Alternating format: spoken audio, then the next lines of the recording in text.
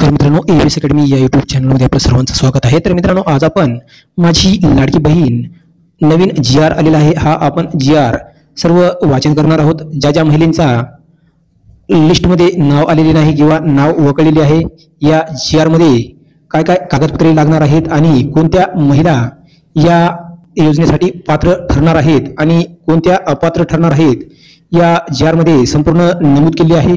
आपण हा GR वाचणार आहोत। हा व्हिडिओ आपण शेवटपर्यंत पहा, कारण तुम्हाला संपूर्ण माहिती मिळून जाईल। जर चॅनलवर तुम्ही नवीन असाल तर चॅनलला सबस्क्राइब करून घ्या आणि व्हिडिओला एक लाईक नक्कीच करा, कारण अशी मेहनत आम्ही तुमच्यासाठी करत राहतो। चला तर व्हिडिओला सुरुवात करूया, पाहूया संपूर्ण GR काय आहे ते। तर माझी लाडकी बहीण नवीन GR मुख्यमंत्री माझी लाडकी बहीण योजनेसाठी सर्वत्र अर्ज स्वीकारण्यासाठी अर्ज भरण्यासाठी प्रक्रिया सुरू असतानाच आता पुन्हा एकदा 12 जुलै 2024 रोजी योजनेसाठी नवीन शासन निर्णय प्रसिद्ध करण्यात आलेला आहे। या शासन निर्णयानुसार ज्या महिलांचे रेशन कार्ड मध्ये नाव नाही आणि अशा महिलांकडे उत्पन्नाचे प्रमाणपत्र देखील नाही, त्यावेळी काय करायचे किंवा कोणते कागदपत्र त्या ठिकाणी अपलोड करायचे याबाबत स्पष्टपणे माहिती नवीन प्रसिद्ध करण्यात आलेल्या शासन निर्णयानुसार देण्यात आलेली आहे। आणि त्यावेळी आता महिलांमध्ये या शासन निर्णयामुळे मोठ्या प्रमाणावर समाधान देखील व्यक्त करण्यात आलेले आहे। आणि या शासन निर्णयामुळे आता महिलांना पुन्हा एकदा या योजनेचा लाभापासून दूर राहावे लागणार आहे, कारण यामध्ये स्पष्टपणे काही गोष्टी नमूद करण्यात आलेल्या आहेत आणि त्यामुळे अशा महिला या योजनेचा अर्ज भरण्यासाठी आता पात्र नसणार आहेत। सविस्तर माहिती आपण शासन निर्णय तुम्ही खालीलपैकी पाहू शकणार आहात। माझी लाडकी बहीण योजना नवीन शासन निर्णय काय आहे ते आपण जाणून घेऊया।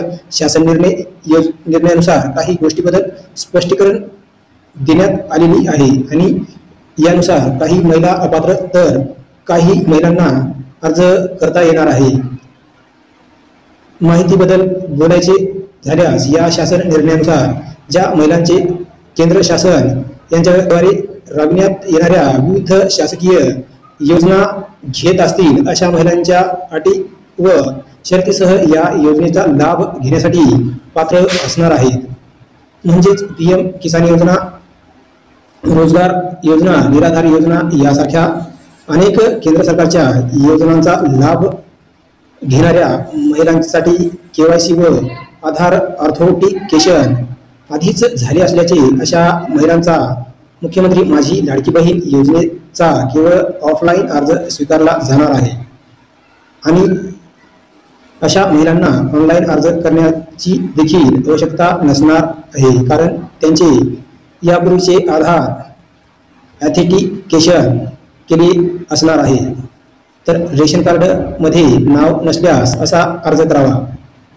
तर अर्ज कसा करायचा ते आपण पाहून घेऊया।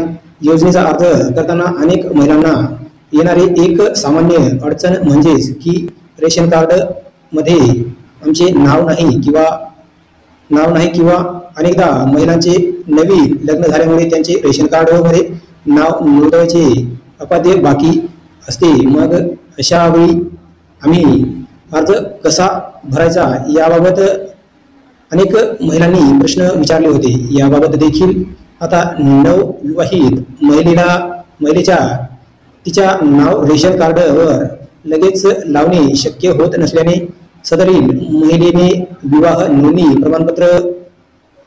प्रमाणपत्र असलेल्या पतीचे रेशन कार्ड उत्पन्नाचा दाखला म्हणून या ठिकाणी ग्राह्य धरले जाणार आहे। तर जुन्या रेशन कार्ड मध्ये नाव नाही अशा शाळा सोडलेल्याचा दाखला नसल्यास काय करावे लागणार आहे, तर पुढील प्रमाणे रहिवासी प्रमाणपत्र जोडताना देखील अनेक महिलांना अडचणी येत असल्याचे देखील लक्षात असल्यामुळे त्याबद्दल देखील अपडेट समोर आलेली आहे।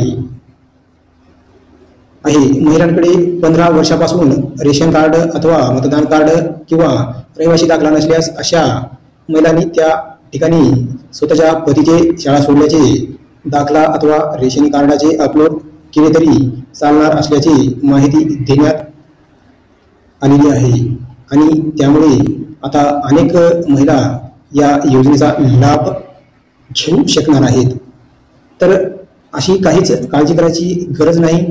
जे महिला अपात्र ठरलेल्या आहेत या व्हिडिओ पाहिल्यानंतर त्यांना नक्कीच माहिती मिळाली आहे.